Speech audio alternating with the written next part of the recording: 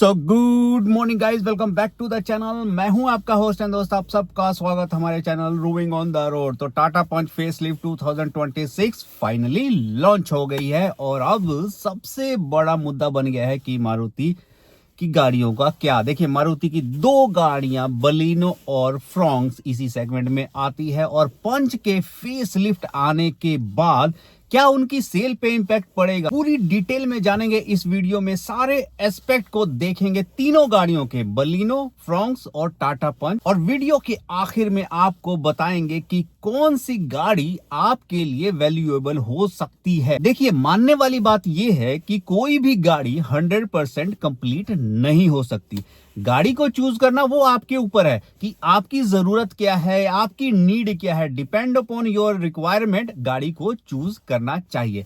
अब ये तीनों गाड़ियां क्योंकि एक ही सेगमेंट में आ गई है और ऑलमोस्ट एक ही प्राइस रेंज में आ गई है, तो यहां पर कंफ्यूजन बन जाता है।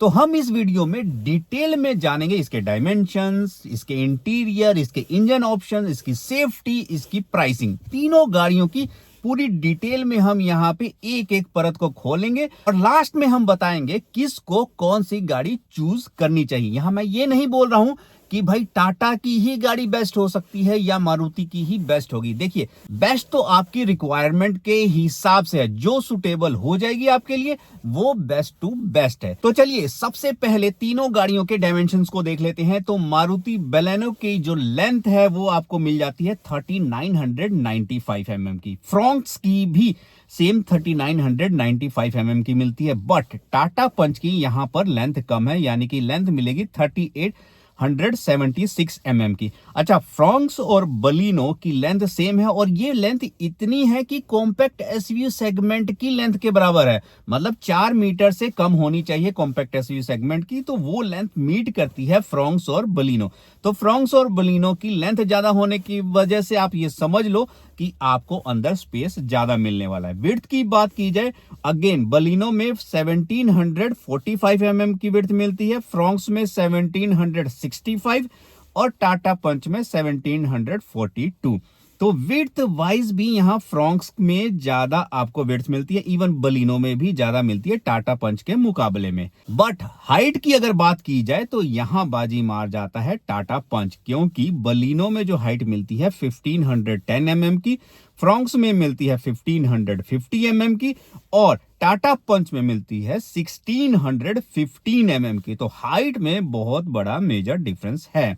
अब व्हील बेस की बात की जाए तो बलिनो और फ्रॉन्क्स क्योंकि एक ही चैसी पे बनी है, एक ही प्लेटफॉर्म को शेयर करती है, उन दोनों का व्हील बेस 2520 mm का है। बट टाटा पंच का व्हील बेस अगेन यहां पर कम है, 2445 mm। अब बात कर लेते हैं ग्राउंड क्लियरेंस की। तो बलिनो का ग्राउंड क्लियरेंस एज यूजुअल सबसे कम है 170 mm का, फ्रॉन्क्स का 190 mm का, और इस फेस लिफ्ट के बाद टाटा पंच का ग्राउंड क्लियरेंस बन गया है 193 mm का।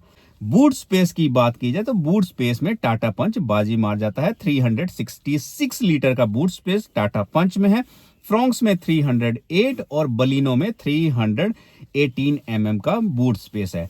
तो अगर आप ओवरऑल डायमेंशंस को देखोगे तो बलिनो और फ्रॉन्क्स दोनों ही गाड़ियां टाटा पंच से बड़ी दिखती हैं। इवन आपको इन अंदर अगर आप बैठोगे तो बैक स्पेस में ज्यादा कंफर्ट, लेग रूम ज्यादा मिलेगा, स्पेस ज्यादा मिलेगा क्योंकि इसका व्हील बेस ज्यादा है। तो डायमेंशन वाइज तो कोई डाउट नहीं है कि पंच से बेहतर है ये दोनों गाड़ियां। चलिए अब बात कर लेते हैं तीनों गाड़ियों के इंजन ऑप्शन से। देखिए, टाटा पंच फेसलिफ्ट में एक नया इंजन आया है, आई टर्बो इंजन, जिसकी वजह से ही ये बवाल मचा है।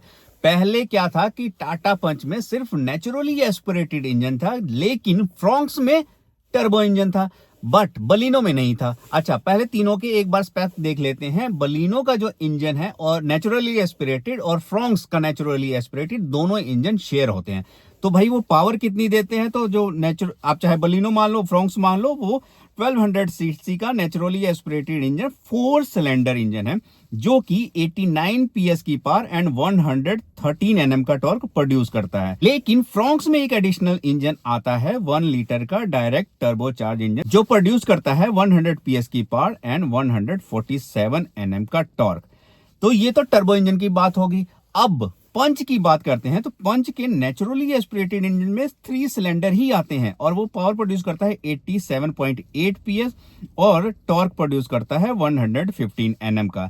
वहीं पे अब इस जो फेसलिफ्ट आया ना, फेसलिफ्ट के बाद इसमें टर्बोचार्ज इंजन दिया गया है जो कि 3 सिलेंडर होने वाला है, 120 PS की पावर एंड 170 Nm का टॉर्क। तो इंजन वाइज अगर आप देखोगे तो अब सबसे बेहतर यहां पर टाटा पंच है, क्योंकि टाटा पंच का इंजन एकदम नेक्सॉन वाला इंजन हो गया है। इवन टर्बोचार्ज उसका भी है फ्रॉन्क्स पर, बट उसकी पावर थोड़ी सी कम है टाटा के इस नए फेसलिफ्ट वाले टर्बोचार्ज इंजन। लेकिन एक और चीज है, वहां पे आपको नेचुरली एस्पिरेटेड इंजन की ऑप्शंस अच्छी मिल रही हैं, वहां पे 4 सिलेंडर इंजन मिल रहे हैं जिससे कि आपको स्मूथनेस ज्यादा मिलेगी, ठीक है ना। यहां पे आपको अगर रफ एंड टफ गाड़ी चलानी है, हाईवे पे ज्यादा आपको जाना है, तो यहां पर वो इंजन ज्यादा पावरफुल होगा जो टर्बोचार्ज इंजन इस बारी फेसलिफ्ट में दिया गया है। अब बात कर लेते हैं सीएनजी का। देखिए सीएनजी अब तीनों गाड़ियों में ऑप्शन अवेलेबल है। सीएनजी की वजह से क्या दिक्कत है, सीएनजी की वजह से फ्रॉन्क्स और बलिनो में बूट स्पेस तो बचता ही नहीं है, लेकिन टाटा में ट्विन सिलेंडर होने के बावजूद यहां पे बहुत बढ़िया स्पेस मैनेज हुआ है सीएनजी में भी। तो इंजन वाइज अगर मेरे से पूछा जाए कि भाई कौन सी गाड़ी बेहतर है, तो यहां पर नो डाउट टाटा पंच को एज चला जाता है। अब बात कर लेते हैं इसके इंटीरियर में। देखिए तीनों गाड़ियों में जो बलिनो और फ्रॉन्क्स का इंटीरियर है वो ऑलमोस्ट सेम है, क्योंकि सेम प्लेटफॉर्म शेयर करते हैं, उसका इंटीरियर भी ऑलमोस्ट सेम है और वो इतना प्रीमियम नहीं लगता है। लेकिन टाटा पंच फेस लिफ्ट का जो इंटीरियर अगर आप देखोगे ना भाई साहब, आप एकदम फैन हो जाओगे, एकदम प्रीमियम लुक, नया स्टीयरिंग, इल्यूमिनेटेड स्टीयरिंग, सब कुछ आपको मिलेगा, आपको कोई भी इससे शिकायत नहीं होने वाली। तो 100% अगर प्रीमियमनेस या लग्जूरियस फीचर्स की बात की जाए वो टाटा पंच फेस लिफ्ट में है, ना कि मारुति की दोनों गाड़ियों में ही नहीं है। और नेक्स्ट सबसे इंपॉर्टेंट पॉइंट भाई सेफ्टी। सेफ्टी देखिए फ्रॉन्क्स और बलिनो की सेफ्टी रेटिंग आप सबको मालूम है। इवन फ्रॉन्क्स की जो सेफ्टी रेटिंग जापान एनकैप में आई थी वो 4 स्टार आई थी, लेकिन फिर ऑस्ट्रेलियन एनकैप में गई थी, वहां पर नहीं परफॉर्म कर पाई इतना अच्छा। तो थोड़ा मिक्स सा है उसका कि कई बार परफॉर्म कर जाती है, कई बार नहीं कर जाती है, क्योंकि अलग अलग जगह पे ये लोग भेजते हैं। बट स्टिल टाटा को कहीं भी भाई भेज दो, इसने 5 स्टार लेकर आना ही है, तो कोई डाउट ही नहीं है। अगर आपको सेफ्टी वाली गाड़ी लेनी है ना, कि आपको 5 स्टार रेटेड गाड़ी, आपका कंसर्न सिर्फ सेफ्टी है, तो टाटा 5 स्टार, कोई भी दिक्कत नहीं है भाई, इसमें आंख बंद करके ये एज चला जाता है अगेन टाटा पंच को। अब बात कर लेते हैं तीनों गाड़ियों की प्राइसिंग की। तो सबसे कम प्राइस है टाटा पंच फेसलिफ्ट का, जो शुरू हो जाती है 5.59 लाख। बलिनो अगेन इसमें 50,000 आप ऐड करोगे तो 6 लाख के आसपास बेस मॉडल स्टार्ट हो जाता है, और फ्रॉन्क्स का 6,60,000, मतलब कि तीनों में आपको 50-60,000 का डिफरेंस है। तो यहां पर प्राइस वाइज भी सबसे जो कम प्राइस आपको पे करना पड़ेगा वो टाटा पंच में है। तो प्राइस वाइज भी बेहतर है, सेफ्टी वाइज भी बेहतर है, लेकिन कुछ तो है जिसकी वजह से मारुति की गाड़ियां बिक रही हैं। तो हाँ, वो है माइलेज। देखिए माइलेज में कोई तोड़ नहीं है मारुति का। आप बलिनो उठा लो, आप फ्रॉन्क्स उठा लो, दोनों गाड़ियों की माइलेज आपको बेस्ट टू बेस्ट मिलेगी। अब बात करते हैं फाइनली किसको कौन सी गाड़ी लेनी चाहिए।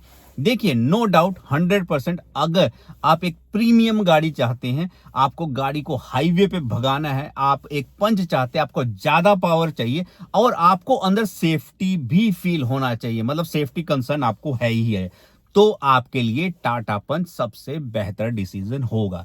लेकिन अगर आपकी रनिंग ज्यादा हाईवे पे नहीं है, सिर्फ सिटी में ही है और बड़े आप आराम से गाड़ी चलाते हैं 60-70-80, ठीक है, और आपको माइलेज भी ज्यादा चाहिए, आपको ज्यादा एनबीएच लेवल नहीं चाहिए, मतलब कि आपको कैबिन में ज्यादा नॉइस इरिटेट करती है, ठीक है ना, तो आपके लिए फ्रॉन्क्स और बलिनो बेहतर है। लेकिन अब फ्रॉन्क्स और बलिनो में कौन सी है, तो भाई देखिए लोग तो बलिनो भी लेते हैं फ्रॉन्क्स, बट यहां पर 100% आपको फ्रॉन्क्स के साथ ही जाना चाहिए। बहुत एक डायनेमिक लुक है यार उसकी, बाहर से लगता है कि जब गाड़ी आ रही है तो आपको ग्रैंड विटारा आ रही है। डिफरेंस ज्यादा नहीं है, 60,000 का डिफरेंस है, तो 100% आपको यहाँ फ्रॉन्क्स के साथ ही जाना चाहिए। तो बस यही था इस वीडियो में। अगर वीडियो अच्छा लगा हो तो लाइक करना, कमेंट करना, सब्सक्राइब करना। Till then bye bye, take care.